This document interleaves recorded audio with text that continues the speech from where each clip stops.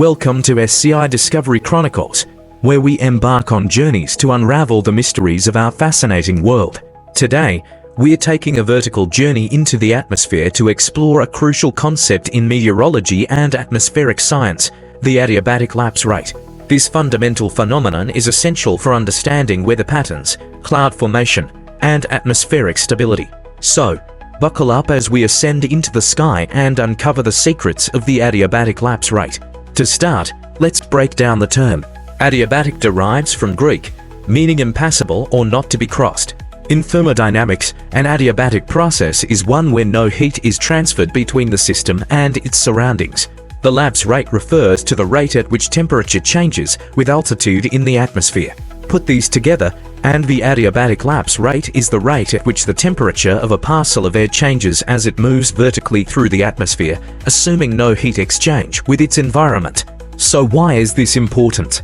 The adiabatic lapse rate is crucial for understanding atmospheric stability, which influences weather patterns, cloud formation, and pollution dispersion. It helps us predict whether air will rise or sink, if clouds will form or dissipate, and if conditions are favorable for thunderstorms or clear skies.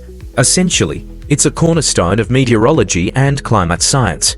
There are two primary adiabatic lapse rates to consider: the dry adiabatic lapse rate DALA and the moist adiabatic lapse rate MALA. Let's delve into each of these to understand their characteristics and implications. The dry adiabatic lapse rate applies to unsaturated air that isn't holding the maximum amount of water vapor it can. When a parcel of unsaturated air rises, it expands due to the decrease in atmospheric pressure. This expansion requires energy, which comes from the air parcel itself, causing it to cool. This cooling rate is consistent at approximately 9.8 degrees Celsius per kilometer of altitude gained, or about 5.4 degrees Fahrenheit per 1,000 feet. This consistency arises because the process relies solely on the properties of dry air and gravity, which remain relatively constant near Earth's surface. It's a striking example of how simple physical principles lead to predictable and measurable outcomes in our complex atmosphere. To visualize this, imagine yourself in a hot air balloon on a clear day. As you ascend, you'd feel a steady temperature drop, even without entering clouds or experiencing noticeable weather changes. That's the dry adiabatic lapse rate in action.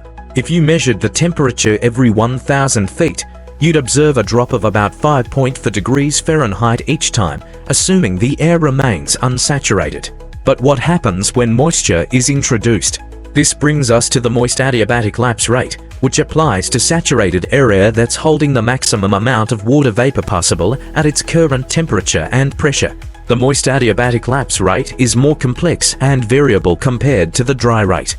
Understanding it is key to predicting a wide range of atmospheric phenomena.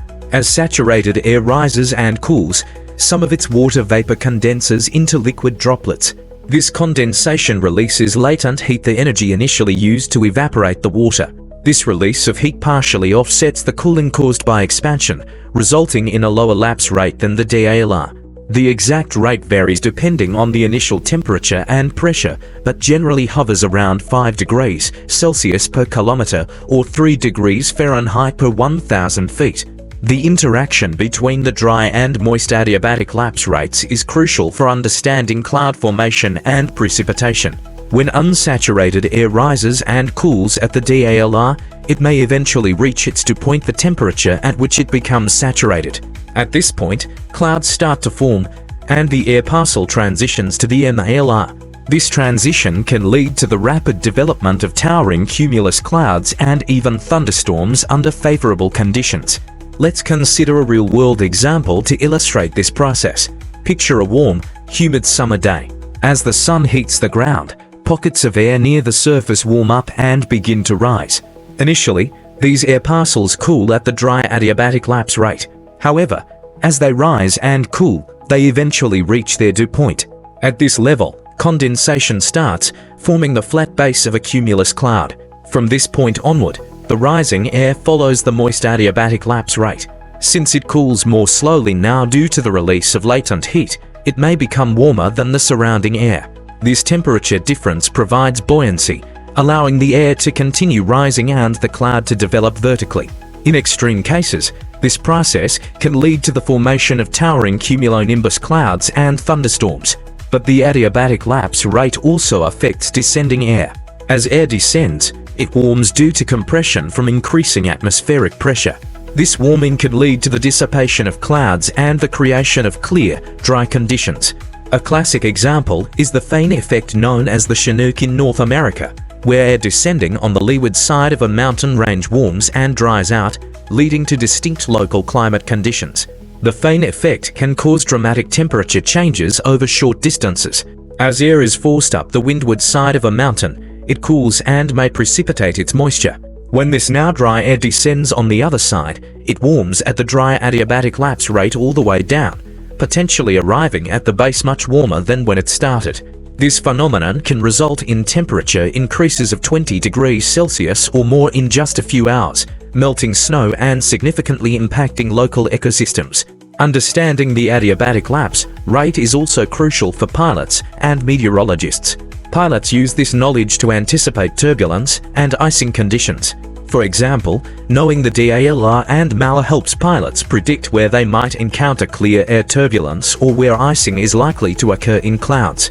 Meteorologists, in turn, use this information to forecast various weather phenomena, from fog formation to the potential for severe storms. The concept of the adiabatic lapse rate extends beyond our planet. As we explore other worlds in our solar system and beyond, understanding how temperature changes with altitude in different atmospheric compositions helps us model and predict weather and climate patterns on these alien worlds. For instance, on Venus, with its dense, carbon dioxide-rich atmosphere, the adiabatic lapse rate is much lower than on Earth, contributing to its extreme greenhouse effect and surface temperatures hot enough to melt lead. In Earth's atmosphere, the actual observed temperature change with height, known as the environmental lapse rate, often differs from the adiabatic lapse rate. This difference is crucial for assessing atmospheric stability. When the environmental lapse rate is less than the moist adiabatic lapse rate, the atmosphere is considered absolutely stable. Vertical motion is suppressed, leading to smooth, layered clouds and a lack of vertical development.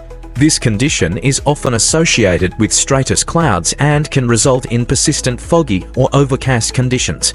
When the environmental lapse rate is between the moist and dry adiabatic lapse rates, we have conditional stability for unsaturated air, but instability for saturated air.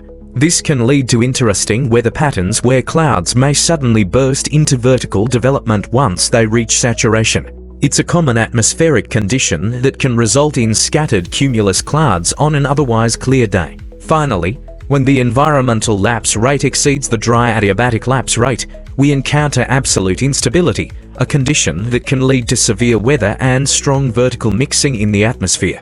This situation is often associated with thunderstorms, strong updrafts, and turbulence. It represents the most unstable atmospheric condition and can result in rapid and sometimes dangerous weather developments. The adiabatic lapse rate also plays a role in our understanding of climate change.